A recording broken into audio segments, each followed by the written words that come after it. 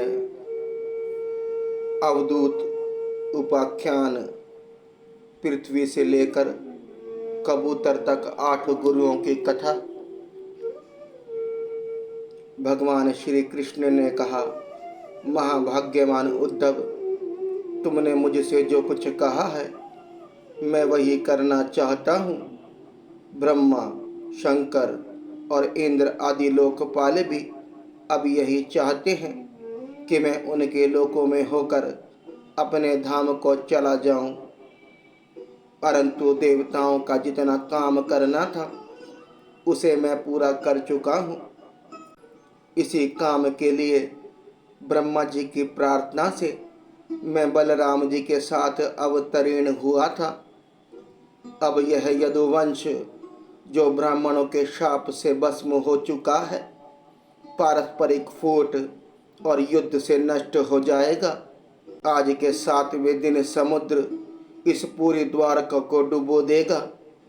प्यारे उद्धव, जिस क्षण मैं मृत्यु लोक का परित्याग कर दूंगा उसी क्षण इसके सारे मंगल नष्ट हो जाएंगे और थोड़े ही दिनों में पृथ्वी पर कलयुग का बोलबाला हो जाएगा। जब मैं इस पृथ्वी का त्याग कर दूं तब तुम इस पर मत रहना, क्योंकि साधु उद्धव, कलयुग में अधिकांश लोगों की रुचि अधर्म में ही होगी। अब तुम अपने आत्मीय, स्वजन और बंधु बांधवों का स्नेह संबंध छोड़ दो और अनन्य प्रेम से मुझ में अपना मन लगाकर समदृष्टि से पृथ्वी में स्वच्छंद विचरण करो। इस जगत में जो कुछ मन से सोचा जाता है, वाणी से कहा जाता है, नेत्रों से देखा जाता है और श्रवण आदि इंद्रियों से अनुभव किया जाता है, वह सब नाशवान है, सपने की तरह मन का विलास है। इसीलिए माया मात्र है, मिथ्या है, ऐसा समझ लो। जिस पुरुष का मन अशांत है, असंयत है, उसी को पागल की तरह अनेकों वस्तुएं मालूम पड़ती हैं। वास्तव में यह चित्त का भ्रम ही है। नानात्व का भ्रम हो जाने पर ही यह गुण है और यह दोष, इस प्रकार की कल्पना करनी पड़ती है। जिसकी बुद्धि में गुण और दोष का भेद बैठ गया है, दृढ़ मूल हो गया है, उसी के लिए कर्म, अकर्म और विक्रम रूप वेद का प्रतिपादन हुआ है। इसलिए उद्धव, तुम पहले अपने समस्त इंद्रियों को अपने वश में कर लो, उनकी बागडोर अपने हाथ में ले लो और केवल इंद्रियों को ही नहीं, चित्त की समस्त वृत्तियों को भी रोक लो और फिर ऐसा अनुभव करो कि यह सारा जगत अपने आत्मा में ही फैला हुआ है और आत्मा मुझ सर्व आत्मा इंद्रिय अतीत ब्रह्म से एक है, अभिन्न है। जब वेदों के मुख्य तात्पर्य निश्चय रूप ज्ञान और अनुभव स्वरूप विज्ञान से भली भांति संपन्न होकर तुम अपने आत्मा के अनुभव में ही आनंद मग्न रहोगे और संपूर्ण देवता आदि शरीरधारियों के आत्मा हो जाओगे। इसलिए किसी भी विघ्न से तुम पीड़ित नहीं हो सकोगे, क्योंकि उन विघ्नों और विघ्न करने वालों की आत्मा भी तुम होंगे।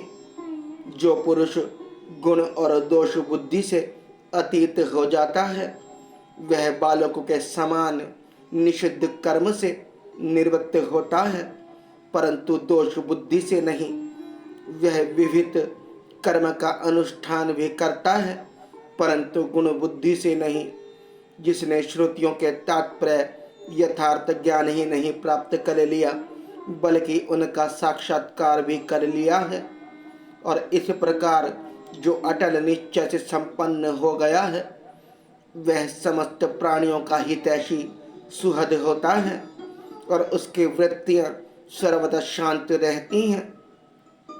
वह समस्त प्रतीयमान विश्व को मेरा ही स्वरूप, आत्म स्वरूप देखता है। इसलिए उसे कभी जन्म मृत्यु के चक्कर में नहीं पड़ना पड़ता। श्री सुखदेव जी कहते हैं, परीक्षित, जब भगवान श्री कृष्ण ने इस प्रकार आदेश दिया तब भगवान के परम प्रेमी उद्धव जी ने उन्हें प्रणाम करके तत्व ज्ञान की प्राप्ति की इच्छा से यह प्रश्न किया।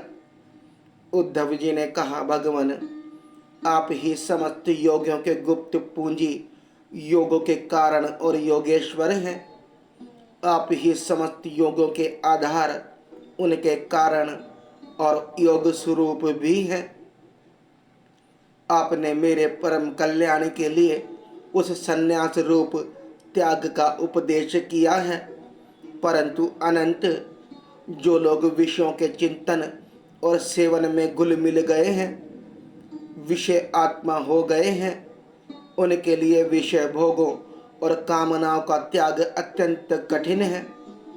सर्वस्वरूप उनमें भी जो लोग आपसे विमुख हैं, उनके लिए तो इस प्रकार का त्याग सर्वथा असंभव ही है, ऐसा मेरा निश्चय है। प्रभु, मैं भी ऐसा ही हूँ। मेरी मति इतनी मूढ़ हो गई है कि यह मैं हूँ, यह मेरा है। इस भाव से मैं आपकी माया के खेल, देह और देह के संबंधी स्त्री, पुत्र, धन आदि में डूब रहा हूँ। अतः भगवान, आपने जिस संन्यास का उपदेश किया है उसका तत्व मुझ सेवक को इस प्रकार समझाइए कि मैं सुगमता पूर्वक उसका साधन कर सकूं। मेरे प्रभु, आप भूत, भविष्य, वर्तमान इन तीनों कला से अबाधित एक रस सत्य हैं। आप दूसरे के द्वारा प्रकाशित नहीं, स्वयं प्रकाश आत्मस्वरूप हैं।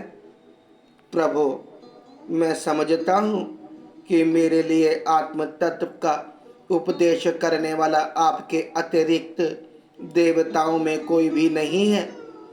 ब्रह्मा आदि जितने भी बड़े बड़े देवता हैं, वे सब शरीर अभिमानी होने के कारण आपकी माया से मोहित हो रहे हैं। उनकी बुद्धि माया के वश में हो गई है। यही कारण है कि वे इंद्रियों से अनुभव किए जाने वाले ब्राह्य विषयों को सत्य मानते हैं। इसलिए मुझे तो आप ही उपदेश कीजिए। भगवान, इसी से चारों ओर से दुखों की दावा अग्नि से जलकर और विरक्त होकर मैं आपकी शरण में आया हूँ। आप निर्दोष, देश काल से अपरिच्छिन्न, सर्वज्ञ, सर्वशक्तिमान और अविनाशी वैकुंठ लोक के निवासी एवं नर के नित्य सखा नारायण हैं। अतः आप ही मुझे उपदेश कीजिए।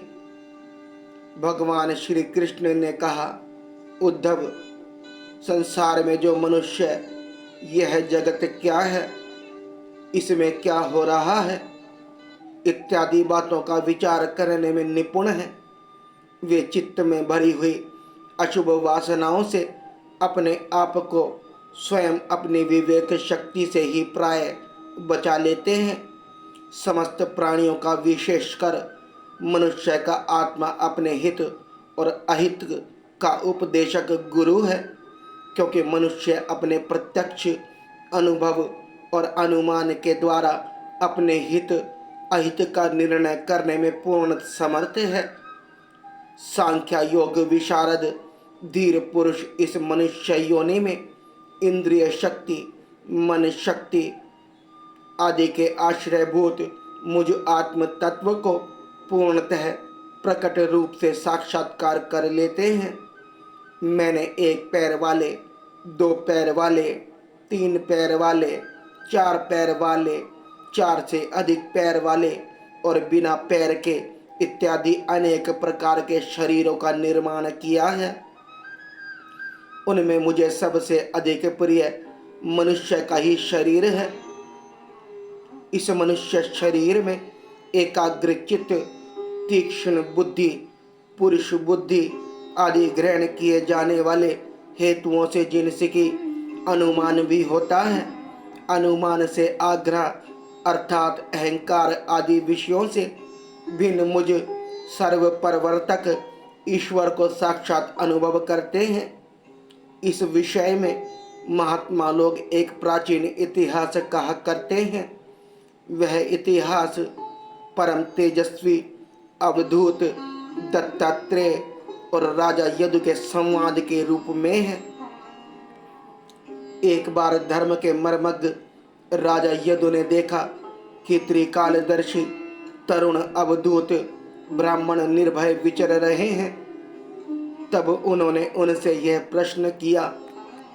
राजा यदु ने पूछा, ब्राह्मण, आप कर्म तो करते नहीं, फिर आपको यह अत्यंत निपुण बुद्धि कहाँ से प्राप्त हुई, जिसका आश्रय लेकर आप परम विद्वान होने पर भी काल के समान संसार में विचरते रहते हैं।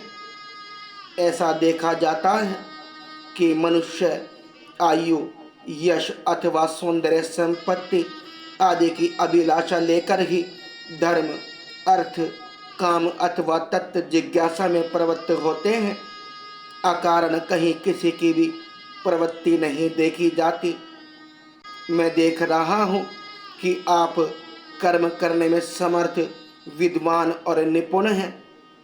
आपका भाग्य और सौंदर्य भी प्रशंसनीय है। आपकी वाणी से तो मानो अमृत टपक रहा है। फिर भी आप जड़, उन्मत्त अथवा पिशाच के समान रहते हैं। ना तो कुछ करते हैं और ना चाहते ही हैं। संसार के अधिकांश लोग काम और लोभ के दावानल से जल रहे हैं, परंतु आपको देखकर ऐसा मालूम होता है कि आप मुक्त हैं। आप तक उसकी आंच भी नहीं पहुंच पाती। ठीक वैसे ही जैसे कोई हाथी वन में दाव अग्नि लगने पर उससे छूटकर गंगा जल में खड़ा हो। ब्राह्मण, आप पुत्र, स्त्री, धन आदि संसार के स्पर्श से भी रहित हैं। आप सदा सर्वदा अपने केवल रूप में ही स्थित रहते हैं। हम आपसे यह पूछना चाहते हैं कि आपको अपने आत्मा में ही ऐसे अनिवर्चनीय आनंद का अनुभव कैसे होता है। आप कृपा करके अवश्य बतलाइए। भगवान श्री कृष्ण ने कहा, उद्धव, हमारे पूर्वज महाराज यदु की बुद्धि शुद्ध थी और उनके हृदय में ब्राह्मण भक्ति थी। उन्होंने परम भाग्यवान दत्तात्रेय जी का अत्यंत सत्कार करके यह प्रश्न पूछा और बड़े विनम्र भाव से सिर झुक कर वे उनके सामने खड़े हो गए। ब्रह्मवेत्ता दत्तात्रेय जी ने कहा, राजन, मैंने अपनी बुद्धि से बहुत से गुरुओं का आश्रय लिया है। उनसे शिक्षा ग्रहण करके मैं इस जगत में मुक्त भाव से स्वच्छंद विचरता हूँ। तुम उन गुरुओं के नाम और उनसे ग्रहण की हुई शिक्षा सुनो। मेरे गुरुओं के नाम हैं पृथ्वी, वायु, आकाश, जल, अग्नि, चंद्रमा, सूर्य, कबूतर, अजगर, समुद्र, पतंग, भौरा या मधुमक्खी, हाथी, शहद निकलने वाला हरिण, मछली, पिंगला वेश्या, कुरर पक्षी, बालक, कुंवारी कन्या, बाण बनाने वाला सर्प, मकड़ी और भंगी कीट। राजन, मैंने इन 24 गुरुओं का आश्रय लिया है और उन्हीं के आचरण से इस लोक में अपने लिए शिक्षा ग्रहण की है। वीरवर, ययाति नंदन, मैंने जिससे जिस प्रकार जो कुछ सीखा है वह सब ज्यों का त्यों तुमसे कहता हूँ। सुनो, मैंने पृथ्वी से उसके धैर्य की, क्षमा की शिक्षा ली है। लोग पृथ्वी पर कितना आघात और क्या क्या उत्पात नहीं करते, परंतु वह ना तो किसी से बदला लेती है और ना तो रोती चिल्लाती है। संसार के सभी प्राणी अपने अपने प्रारब्ध के अनुसार चेष्टा कर रहे हैं। वे समय समय पर भिन्न भिन्न प्रकार से जान या अनजान में आक्रमण कर बैठते हैं। धीर पुरुष को चाहिए कि उनकी विवशता समझे, ना तो अपना धीरज खोवे और ना क्रोध करे। अपने मार्ग पर ज्यों का त्यों चलता रहे। पृथ्वी के ही विकार पर्वत और वृक्ष से मैंने यह शिक्षा ग्रहण की है कि जैसे उनकी सारी चेष्टाएं सदा सर्वदा दूसरों के हित के लिए ही होती हैं, बल्कि यूं कहना चाहिए कि उनका जन्म ही एकमात्र दूसरों का हित करने के लिए ही हुआ है। साधु पुरुष को चाहिए कि उनकी शिष्यता स्वीकार करके उनसे परोपकार की शिक्षा ग्रहण करे। मैंने शरीर के भीतर रहने वाले वायु प्राण वायु से यह शिक्षा ग्रहण की है कि जैसे वह आहार मात्र की इच्छा रखता है और उसकी प्राप्ति से ही संतुष्ट हो जाता है, वैसे ही साधक को भी चाहिए कि जितने से जीवन निर्वाह हो जाए उतना भोजन कर ले। इंद्रियों को तृप्त करने के लिए बहुत से विषय ना चाहे। संक्षेप में उतने ही विषयों का उपयोग करना चाहिए जिनसे बुद्धि विकृत ना हो, मन चंचल ना हो और वाणी व्यर्थ की बातों में ना लग जाए। शरीर के बाहर रहने वाले वायु से मैंने यह सीखा है कि जैसे वायु को अनेक स्थानों में जाना पड़ता है परंतु वह कभी आसक्त नहीं होता, किसी का भी गुण दोष नहीं अपनाता, वैसे ही साधक पुरुष भी आवश्यकता होने पर विभिन्न प्रकार के धर्म और स्वभाव वाले विषयों में जाए परंतु अपने लक्ष्य पर स्थिर रहे। किसी के गुण या दोष की ओर झुक ना जाए, किसी से आसक्ति या द्वेष ना कर बैठे। गंध वायु का गुण नहीं, पृथ्वी का गुण है, परंतु वायु को गंध का वहन करना पड़ता है। ऐसा करने पर भी वायु शुद्ध ही रहता है, गंध से उसका संपर्क नहीं होता। वैसे ही साधक जब तक इस पार्थिव शरीर से संबंध है तब तक उसे इसकी व्याधि पीड़ा और भूख प्यास आदि का भी वहन करना पड़ता है, परंतु अपने को शरीर नहीं आत्मा के रूप में देखने वाला साधक शरीर और उसके गुणों का आश्रय होने पर भी उनसे सर्वथा निर्लिप्त रहता है। राजन, जितने भी घट मठ आदि पदार्थ हैं वे चाहे चल हो या अचल, उनके कारण भिन्न भिन्न प्रतीत होने पर भी वास्तव में आकाश एक और अपरिच्छिन्न अखंड ही है। वैसे ही चर अचर जितने भी सूक्ष्म स्थूल शरीर हैं उनमें आत्मस्वरूप से सर्वत्र स्थित होने के कारण ब्रह्म सभी में है। साधक को चाहिए कि सूत के मणियों में व्याप्त सूत के समान आत्मा को अखंड और असंग रूप से देखे। वह इतना विस्तृत है कि उसकी तुलना कुछ कुछ आकाश से ही की जा सकती है। इसलिए साधक को आत्मा की आकाश रूपता की भावना करनी चाहिए। आग लगती है, पानी बरसता है, अन्न आदि पैदा होते और नष्ट होते हैं, वायु की प्रेरणा से बादल आदि आते और चले जाते हैं। यह सब होने पर भी आकाश अछूता रहता है। आकाश की दृष्टि से यह सब कुछ है ही नहीं। इसी प्रकार भूत वर्तमान और भविष्य के चक्कर में न जाने किन किन नाम रूपों की सृष्टि और प्रलय होते हैं, परंतु आत्मा के साथ उनका कोई संपर्क नहीं है।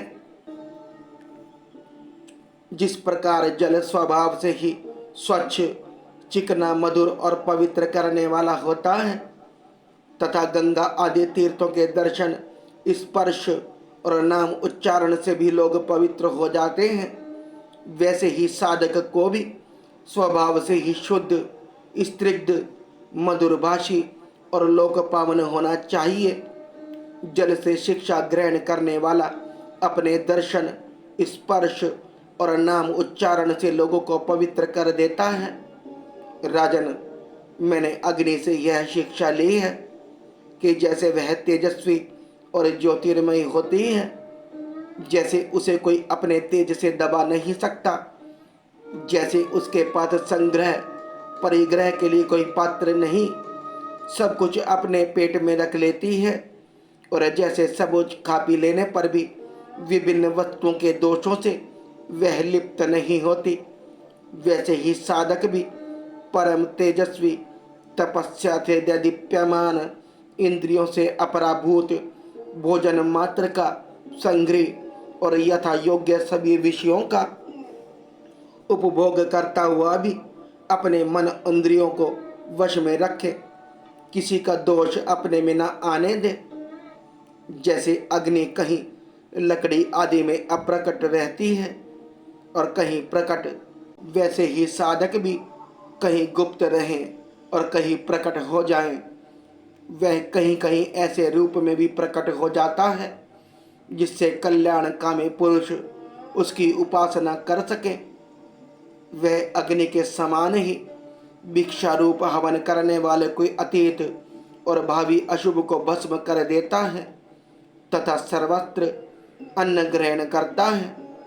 साधक पुरुष को इसका विचार करना चाहिए कि जैसे अग्नि लंबी चौड़ी टेढ़ी सीधी लकड़ियों में रहकर उनके समान ही सीधी टेढ़ी या लंबी चौड़ी दिखाई पड़ती है, वास्तव में वह वैसी है नहीं। वैसे ही सर्वव्यापक आत्मा भी अपनी माया से रचे हुए कार्य कारण रूप जगत में व्याप्त होने के कारण उन वस्तुओं के नाम रूप से कोई संबंध न होने पर भी उनके रूप में प्रतीत होने लगता है।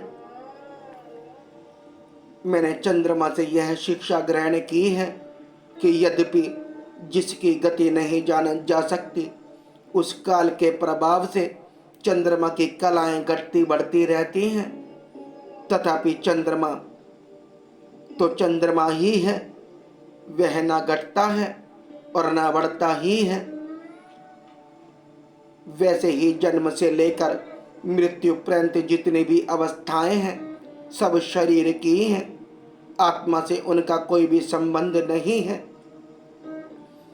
जैसे आग की लपट अथवा दीपक की लौ क्षण क्षण में उत्पन्न और नष्ट होती रहती है, उनका यह कर्म निरंतर चलता रहता है परंतु दिख नहीं पड़ता। वैसे ही जल प्रवाह के समान वेगमान काल के द्वारा क्षण क्षण में प्राणियों के शरीर की उत्पत्ति और विनाश होता रहता है, परंतु अज्ञानवश वह दिखाई नहीं पड़ता। राजन, मैंने सूर्य से यह शिक्षा ग्रहण की है कि जैसे वे अपने किरणों से पृथ्वी का जल खींचते और समय पर उसे बरसा देते हैं, वैसे ही योगी पुरुष इंद्रियों के द्वारा समय पर विषयों का ग्रहण करता है और समय आने पर उनका त्याग, उनका दान भी कर देता है। किसी भी समय उसे इंद्रिय के किसी भी विषय में आसक्ति नहीं होती। उस स्थूल बुद्धि पुरुष को जल के विभिन्न पात्रों में प्रतिबिंब हुआ सूर्य उन्हीं में प्रविष्ट सा होकर भिन्न भिन्न दिखाई पड़ता है, परंतु इससे स्वरूपतः सूर्य अनेक नहीं हो जाता। वैसे ही चल अचल उपाधियों के भेद से ऐसा जान पड़ता है कि प्रत्येक व्यक्ति में आत्मा अलग अलग है, परंतु जिनको ऐसा मालूम होता है उनकी बुद्धि मोटी है। असल बात तो यह है कि आत्मा सूर्य के समान एक ही है, स्वरूपतः उसमें कोई भेद नहीं है। राजन, कहीं किसी के साथ अत्यंत स्नेह अथवा आसक्ति नहीं करनी चाहिए, अन्यथा उसकी बुद्धि अपना स्वातंत्र खोकर दीन हो जाएगी और उसे कबूतर की तरह अत्यंत क्लेश उठाना पड़ेगा। राजन, किसी जंगल में एक कबूतर रहता था। उसने एक पेड़ पर अपना घोंसला बना रखा था। अपनी मादा कबूतरी के साथ वह कई वर्षों तक उसी घोंसले में रहा। उस कबूतर के जोड़े के हृदय में निरंतर एक दूसरे के प्रति स्नेह की वृद्धि होती जाती थी। वे गृहस्थ धर्म में इतने आसक्त हो गए थे कि उन्होंने एक दूसरे की दृष्टि से दृष्टि, अंग से अंग और बुद्धि से बुद्धि को बांध रखा था। उनका एक दूसरे पर इतना विश्वास हो गया था कि वे निशंक होकर वहाँ की वृक्षावली में एक साथ सोते, बैठते, घूमते फिरते, ठहरते, बातचीत करते, खेलते और खाते पीते थे। राजन, कबूतरी पर कबूतर का इतना प्रेम था कि वह जो कुछ चाहती, कबूतर बड़े से बड़ा कष्ट उठाकर उसकी कामना पूर्ण करता। वह कबूतरी भी अपने कामुक पति की कामनाएं पूर्ण करती। समय आने पर कबूतरी को पहला गर्भ रहा। उसने अपने पति के पास ही घोंसले में अंडे दे दिए। भगवान की अचिंत्य शक्ति से समय आने पर वे अंडे फूट गए और उनसे हाथ पैर वाले बच्चे निकल आए। उनका एक एक अंग और रोएं अत्यंत कोमल थे। अब उन कबूतर कबूतरी की आंखें अपने बच्चों पर लग गई। वे बड़े प्रेम और आनंद से अपने बच्चों का लालन पालन, लाड़ प्यार करते और उनकी मीठी बोली, उनकी गुटर को सुन सुनकर आनंद मग्न हो जाते। बच्चे तो सदा सर्वदा प्रसन्न रहते ही हैं। वे जब अपने सुकुमार पंखों से माँ बाप का स्पर्श करते, गूंजते, भोली भाली चेष्टाएं करते और फुदक फुदक कर अपने माँ बाप के पास दौड़ आते, तब कबूतर कबूतरी आनंद मग्न हो जाते। राजन, सच पूछो तो वे कबूतर कबूतरी भगवान की माया से मोहित हो रहे थे। उनका हृदय एक दूसरे के स्नेह बंधन से बंध रहा था। वे अपने नन्हे नन्हे बच्चों के पालन पोषण करने में इतने व्यस्त रहते थे कि उन्हें दीन दुनिया, लोक परलोक की याद ही ना आती।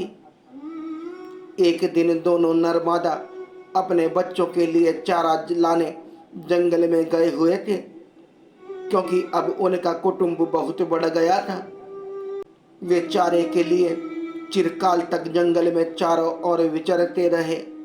इधर एक बहेलिया घूमता घूमता संयोगवश उनके घोंसले की ओर आ निकला।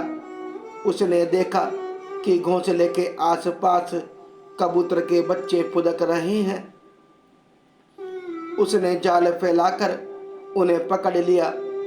कबूतर कबूतरी बच्चों को खिलाने पिलाने के लिए हर समय उत्सुक रहा करते थे। अब वे चारा लेकर अपने घोंसले के पास आए। कबूतरी ने देखा कि उसके नन्हे नन्हे बच्चे, उनके हृदय के टुकड़े जाल में फंसे हुए हैं और दुख से चें चें कर रहे हैं। उन्हें ऐसी स्थिति में देखकर कबूतरी के दुख की सीमा न रही। वह रोती चिल्लाती उनके पास दौड़ आई। भगवान की माया से उसका चित्त अत्यंत दीन दुखी हो रहा था। वह उमड़ते हुए स्नेह की रस्सी से जकड़ी हुई थी। अपने बच्चों को जाल में फंसा देखकर उसे अपने शरीर की भी सुध बुध न रही और वह स्वयं ही जाकर जाल में फंस गई। जब कबूतर ने देखा कि मेरे प्राणों से भी प्यारे बच्चे जाल में फंस गए और मेरी प्राण प्रिया पत्नी भी उसी दशा में पहुंच गई, तब वह अत्यंत दुखी होकर विलाप करने लगा। सचमुच उस समय उसकी दशा अत्यंत दयनीय थी। मैं अभागा हूँ, दुर्मति हूँ। हाय, मेरा तो सत्यानाश हो गया। देखो देखो, ना मुझे अभी तृप्ति हुई और ना मेरी आशाएं ही पूरी हुई। तब तक मेरा धर्म, अर्थ और काम का मूल यह ग्रस्त आश्रम भी नष्ट हो गया। मेरी प्राण प्रिया मुझे ही अपना इष्ट देव समझती थी, मेरी एक एक बात मानती थी, मेरे इशारे पर नाचती थी, सब तरह से मेरे योग्य थी। आज वह मुझे सूने घर में छोड़कर हमारे सीधे साधे निश्चल बच्चों के साथ स्वर्ग सिधार रही है। मेरे बच्चे मर गए, मेरी पत्नी जाती रही, मेरा अब संसार में क्या काम है। मुझ दिन का यह विदुर जीवन बिना गृहिणी का जीवन जलन का व्यथा का जीवन है। अब मैं इस सूने घर में किसके लिए जीऊं। राजन, कबूतर के बच्चे जाल में फंसकर तड़फड़ा रहे थे। स्पष्ट दिख रहा था कि वे मौत के पंजे में हैं, परंतु वह मूर्ख कबूतर यह सब देखते हुए भी इतना दीन हो रहा था कि स्वयं जानबूझकर जाल में कूद पड़ा। राजन, वह बहेलिया बड़ा क्रूर था। ग्रस्त आश्रमी कबूतर कबूतरी और उनके बच्चों के मिल जाने से उसे बड़ी प्रसन्नता हुई। उसने समझा कि काम बन गया और वह उन्हें लेकर चलता बना। जो कुटुंबी हैं, विषयों और लोगों के संग साथ में ही जिसे सुख मिलता है, वह अपने कुटुंब के भरण पोषण में ही जो सारी सुध बुध खो बैठा है, उसे कभी शांति नहीं मिल सकती। वह उसी कबूतर के समान अपने कुटुंब के साथ कष्ट पाता है। यह मनुष्य शरीर मुक्ति का खुला हुआ द्वार है।